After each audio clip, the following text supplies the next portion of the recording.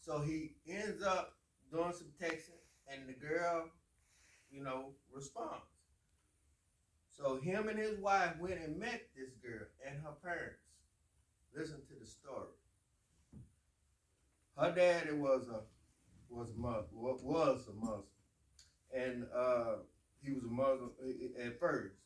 And come to find out, he asked him. He said, "Well, how'd you become a Christian?" That's what he asked the girl's daddy. He said, "Well, we went to the doctor. My daughter was born. They told me that she had 3 days to live because her heart was bad." He said, "I went to a church, a Christian church." He said, "The preacher put his hand on my daughter." He said 3 days later, we went back to the hospital, and the doctor kept saying, "What is going on?" I said, "What you mean? All that stuff we saw before, we don't see it." That's the God we serve. Yes. Yes. Oh, yes. And so he said, "You know this war is going on." He said, "But the God I serve cares about the people." And when I say people, he says people, not Muslim, not Christian, not just Christian, but he loves us. So what I'm trying to get us to understand is put them blinders on. Put them blinders on and seeing him die for nobody else but you. It brings tears to your eyes. What if he wouldn't have died? He could have said, "That's all right. Bring the angels down here and kill up everybody because I ain't wanting to die." But he didn't. They say didn't say a mumbling word. Mm-hmm. That's the God. Oh, y'all have to forgive me. Have your way, Lord. But what happened is when God came into my life, my mother, I don't know if most people here already heard this story, but I'm gonna tell it anyway. My mother, I had a little Mustang. Well, yeah, Trans Am. I used to wash it, make sure it was clean all the time. My mama said, "David, you love that car more than you love God. He's gonna take that car from you." I ain't paying no thought. When I left home, we lived on dirt road over here.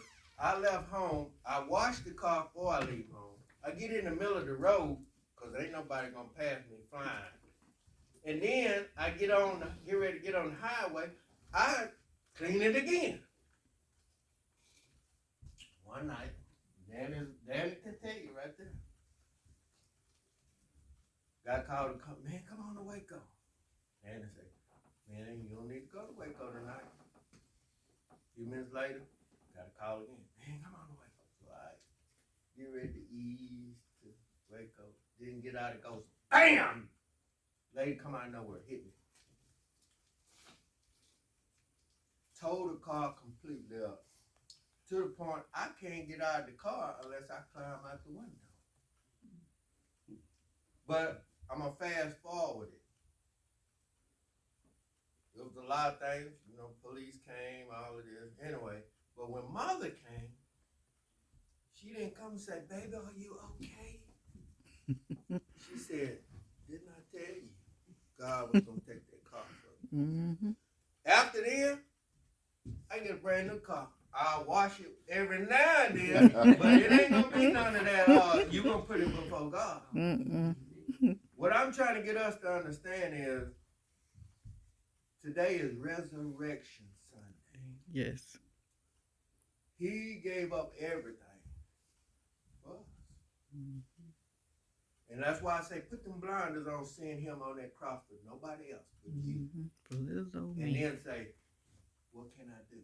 Lord, what can I do to show people that I love you, that I'm going to give my life to you 100%. Mm-hmm.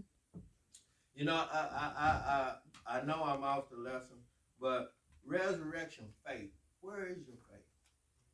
You have to check it. That's just like, me, I look at money from the standpoint of You know, my mother taught me how to manage money.